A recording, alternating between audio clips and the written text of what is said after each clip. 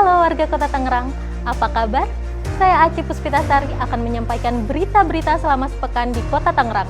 Berikut ulasannya.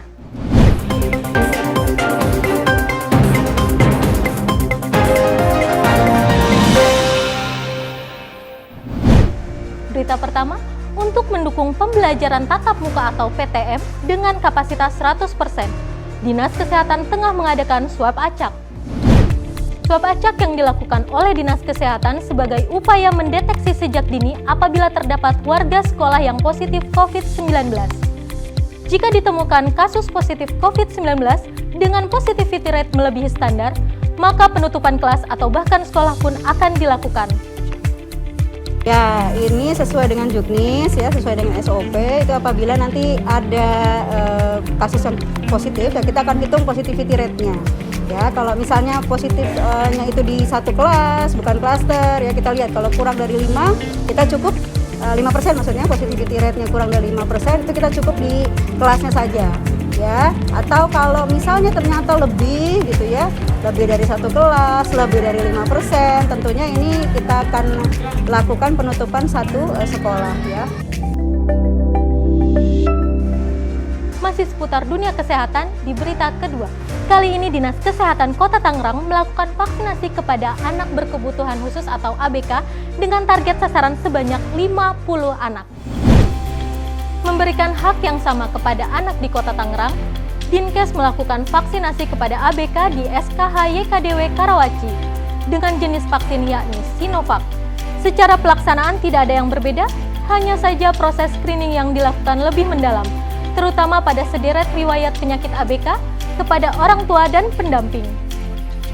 Hari ini kita dari Puskesmas Karawaci Baru bersama tim vaksinasi mengadakan vaksinasi anak usia 6-11 tahun di SD YKDW untuk anak-anak yang berkebutuhan khusus.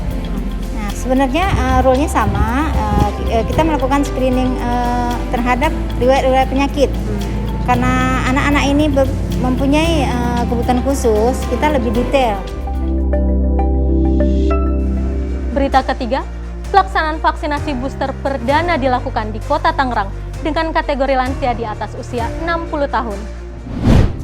Pemkot Tangerang perdana melakukan vaksinasi booster di Puskesmas Panunggangan Barat, Kecamatan Cibodas pada Rabu 12 Januari 2022. Selain Puskesmas Panunggangan Barat, 37 puskesmas lainnya juga akan menggelar vaksinasi booster. Dengan menyesuaikan ketersediaan vaksinasi, tentunya pelayanan vaksinasi ini gratis. Jadi ini kita lakukan pertama kali dengan sasaran para lansia di atas 60, mulai 60 tahun ke atas, dan sudah interval jarak dari dosis kedua terakhir itu minimal 11 Juli 2021. Jadi mulai besok bisa dilaksanakan di semua puskesmas, tentunya menyesuaikan, sekali lagi menyesuaikan dengan ketersediaan vaksin dan prioritas lansia dulu. Berita selanjutnya, capaian vaksinasi anak usia 6-11 tahun telah mencapai 72% di Kota Tangerang. 29 hari berlangsung, capaian vaksinasi anak di Kota Tangerang sudah mencapai angka 135.599 anak atau setara dengan 72,9% pada dosis 1 dengan target 185.989 anak. Dr. Dini Anggraini mengungkapkan, capaian ini tentunya berkat kerjasama semua pihak dan hadirnya gerai vaksinasi di beberapa pusat perbelanjaan dan gerai yang dibuka oleh kepolisian serta PMI.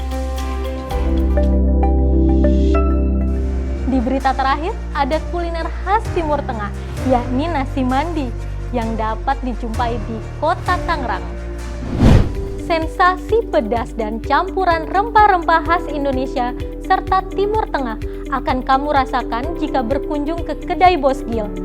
Beralamatkan di Jalan Kafling Perkebunan Raya, Kecamatan Cibodas, kamu cukup merogoh kocek mulai dari Rp25.000. Nasi mandi Bos Gil terdiri dari 2 varian, yakni nasi mandi ayam dan nasi mandi kambing. Itu dia beberapa berita sepekan di Kota Tangerang.